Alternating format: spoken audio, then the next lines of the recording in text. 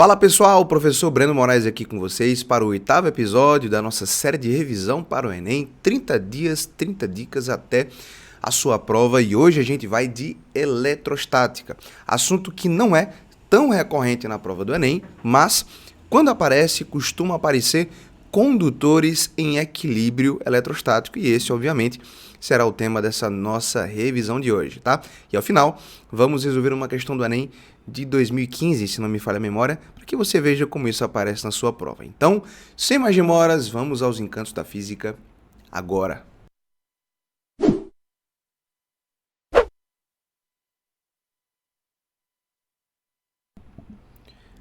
Vamos lá, pessoal. Vamos começar definindo condutores em equilíbrio eletrostático. Um condutor, por definição, ele possui cargas elétricas livres, tá? Se esse condutor tiver neutro, ele tem a mesma quantidade de cargas positivas e negativas, prótons e elétrons.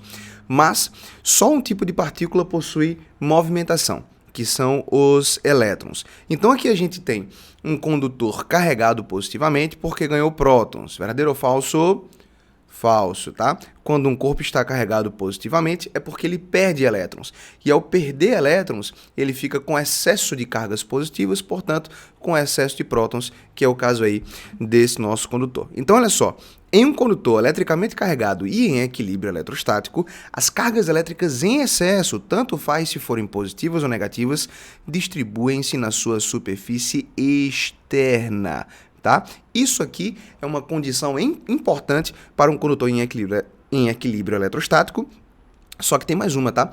Essas cargas em excesso, elas não podem ter movimento ordenado, ou seja, elas não podem compor uma corrente elétrica. Então, mesmo aqui as cargas externas, tá, ao condutor, se essas cargas tiverem aqui um movimento ordenado, né, todo mundo estiver se movendo aqui, tá, isso aí não vai caracterizar um condutor em equilíbrio. Então, cargas em excesso na superfície externa, e essas cargas que estão na superfície externa não podem estar formando uma corrente elétrica, ou seja, um movimento ordenado de cargas elétricas. A gente precisa saber o que acontece com duas grandezas físicas no condutor em equilíbrio eletrostático. O primeiro é o potencial elétrico. E olha só, o potencial elétrico tem o mesmo valor em qualquer ponto, seja interno ou na superfície do condutor. Então, por exemplo, se aqui eu tiver 20 volts, em qualquer ponto desse condutor eu terei 20 volts. Aqui tem 20 volts, aqui tem 20 volts, aqui tem 20 volts. Aqui, em qualquer ponto desse condutor, eu vou ter 20 volts, tá? Então, eu vou colocar aqui um ponto que eu vou chamar de A, um ponto aqui que eu vou chamar de B e um ponto na superfície que eu vou chamar de C. Então, o potencial em A é igual ao potencial em B, que é igual ao potencial em C. Mas cuidado, olha só, existe uma grandeza chamada diferença de potencial elétrico, que o próprio nome já denuncia, né? É a diferença entre o potencial elétrico de um ponto e o potencial elétrico de um outro ponto. Então, se o potencial elétrico é constante, a diferença de uma coisa constante é zero, né? Então, a diferença de potencial elétrico dado pela letra U, na eletricidade, é igual a zero. Então, no condutor em equilíbrio eletrostático, o potencial elétrico é o mesmo em qualquer ponto e a DDP entre quaisquer dois pontos é sempre zero. Tranquilo? E a gente precisa entender também o que acontece com o tal do campo elétrico, tá? Então, temos aqui o nosso condutor em equilíbrio eletrostático e olha só, o campo é nulo internamente ao condutor e é perpendicular à sua superfície. Todas as grandezas que são vetoriais, pela própria natureza delas, são mais complicadas, porque vetor tem módulo, direção, sentido, então a gente precisa identificar essas características. O potencial é uma grandeza escalar, só tem o valor. Então, o valor ali é tanto, o valor ali é tanto. Então, no campo elétrico, dentro o campo é zero, tá? E na superfície é um vetor perpendicular à superfície. Então, professor, eu tenho campo elétrico na superfície do condutor? Tenho, tá? Eu tenho campo elétrico na superfície do condutor. E aí, esse campo, ele é perpendicular à superfície, tá? Professor, por que tem que ser obrigatoriamente perpendicular, tá? Formar 90 graus com a superfície. Eu não poderia ter um campo assim, não, ó. E aí tem um problema, tá? Porque se esse campo for assim, olha que bacana. Eu posso decompor esse campo nesse eixo, tá? Um eixo perpendicular, e eu posso decompor ele no eixo tangente.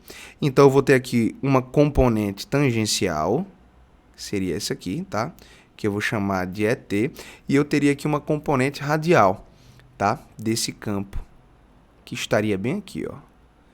Então, essa aqui seria a nossa componente radial do campo.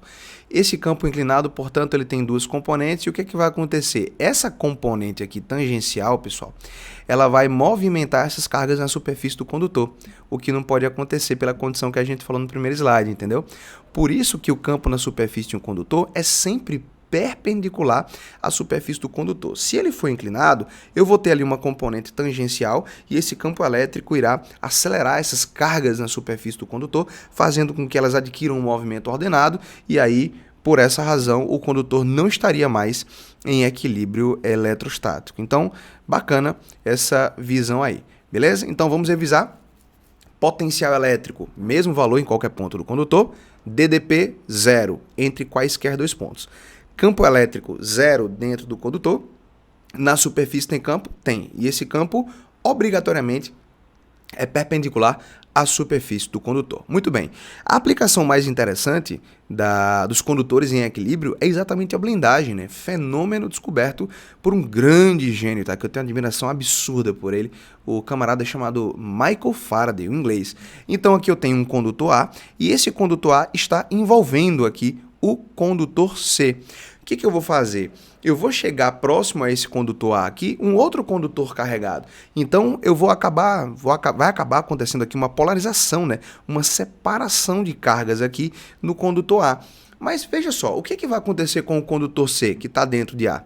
Absolutamente nada. Professor, por quê? Gente, quem tá dentro de um condutor em equilíbrio não sofre nenhum efeito elétrico. Por quê, professor? Porque aqui dentro o potencial elétrico é constante, a DDP é igual a 0 e o campo é igual a 0. Ou seja, esse condutor que está aqui dentro, ele não vai sentir nada, absolutamente nada. Então a gente fala que ele está blindado pelo condutor A. E a blindagem tem aplicações assim interessantíssimas. Mas antes, olha só, o condutor C não sofre nenhum efeito elétrico por estar blindado pelo condutor A, uma vez que em seu interior o campo elétrico é nulo e o potencial elétrico é constante, a DDP consequentemente 0, tá? Se eu eletrizasse esse corpo aqui, tá? Imagina que esse camarada não está aqui e eu eletrizei o corpo A, tá? Ele está completamente aqui eletrizado com cargas positivas, por exemplo. A mesma coisa acontece, tá? Então, ó, a gente aqui tem o condutor A em equilíbrio eletrostático, potencial constante, DDP 0, campo 0. Esse camarada que está aqui dentro não vai sentir absolutamente nada, tá? Então, duas aplicações bacanas para vocês. O cabo coaxial. Professor, nunca ouvi falar nisso. Gente, o cabo coaxial é aquele cabo que ligava a... É o cabo de TV que vai atrás da sua TV, tá? Um cabozinho branco que na ponta dele tem um pedacinho de metal. Tem um pedacinho de metal, uma pontinha metálica, tá? E você encaixava atrás da TV e depois girava ali. Então, esse é o cabo coaxial. Era um cabo muito utilizado para transmitir informações de TV. Então, é esse camarada aqui, ó, que é o nosso condutor, tá? Que vai transmitir as informações. E o que é que acontece? Veja que esse cara, ele está envolto aqui por uma malha, tá? Uma malha metálica.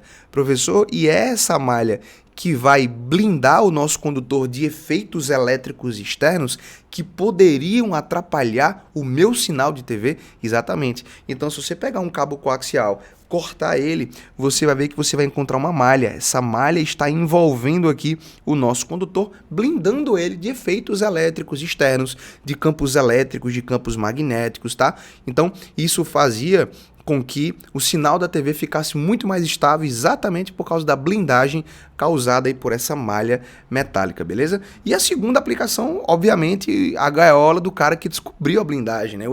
O experimento que foi feito por ele exatamente para descobrir a blindagem eletrostática. Isso aqui é um desenho esquemático, tá? Não é o cara. Então, o Faraday entrou dentro de uma gaiola, pediu para um assistente de laboratório eletrizar essa gaiola com milhares de volts. A gaiola ficava saindo faíscas, tá? E o Faraday, professor, não levava um choque, ele estava tocando na gaiola, tava. Deixa eu explicar aqui uma coisa interessante, olha só. Professor, o que causa choque? Não esqueça disso nunca na sua vida, tá? O que causa choque é DDP. DDP. Essa DDP ela vai produzir uma corrente elétrica sobre o seu corpo. O que causa choque é DDP. O potencial elétrico aqui no chão é zero, no chão que eu estou. Se eu colocar meu dedo na tomada, a tomada está eletrizada. Então, entre meu dedo e o chão, existe uma diferença de potencial elétrico. Meu dedo está numa tomada eletrizada, que tem volts. O meu pé está no chão, 0 volts. Então, se o meu dedo tem volts e o meu pé tem 0 volts, existe sobre o meu corpo uma diferença de potencial elétrico que irá movimentar cargas livres do meu corpo, e isso é o que a gente chama de choque. Então, vamos pegar aqui o Faraday dentro da gaiola aí, professor, com milhares de volts, né? Exatamente. Olha que legal. Lembra, né? O potencial elétrico num condutor em equilíbrio, vamos supor que essa gaiola está em equilíbrio eletrostático, o potencial elétrico é constante, a DDP é zero. Então aqui, se nos pés do Faraday eu tiver, por exemplo, um potencial V, tá? E vamos supor que ele vai tocar aqui na gaiola, tá? Ele tocou aqui na gaiola. Aqui na gaiola o potencial é V também. Então, se no pé eu tenho um potencial V e na mão eu tenho um potencial V, eu não tenho diferença de potencial. Se eu não tenho diferença de potencial, eu não tenho choque. Não vou ter uma corrente elétrica sobre mim. Beleza? Por isso que você pode entrar, na verdade, assim com certos critérios, tá?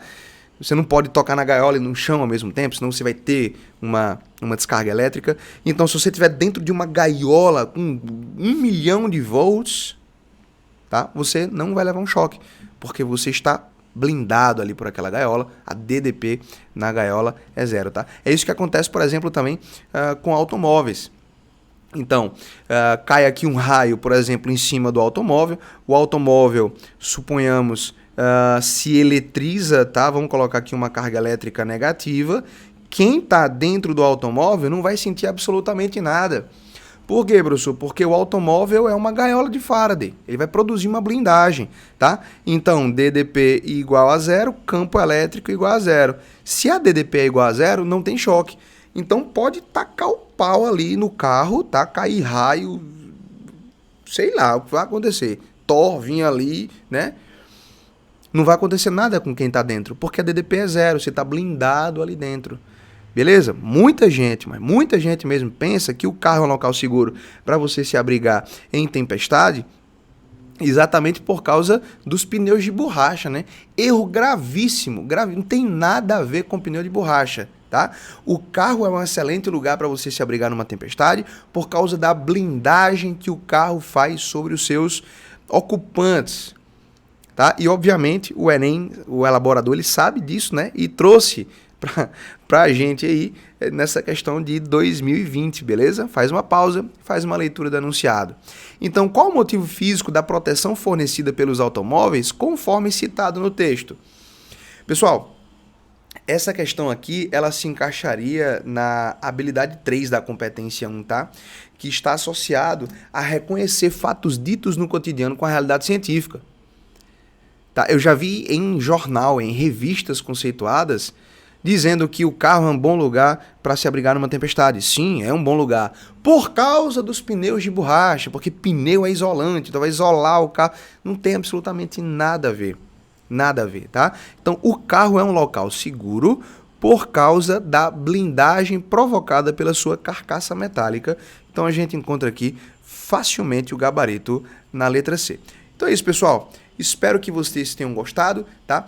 Provavelmente, se aparecer eletrostática na sua prova do Enem, blindagem é sempre um assunto muito forte, tá? Então, beijo no coração, forte abraço e até a próxima.